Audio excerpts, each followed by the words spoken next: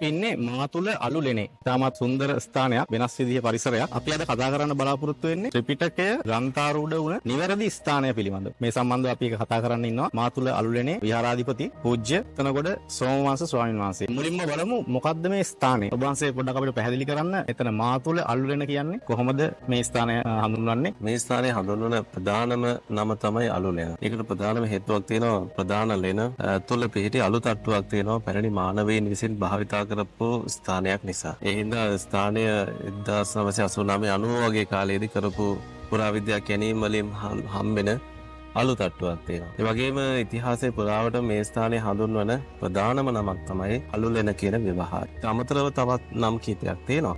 ඒ අතර වලගම්බා පායි කියන නම භාවිතා වෙනවා. මොකද වලගම්බා රජු මේ ස්ථානය ඇසුරු කරපු භාවිතා කරපු නිසා. ඒ වගේම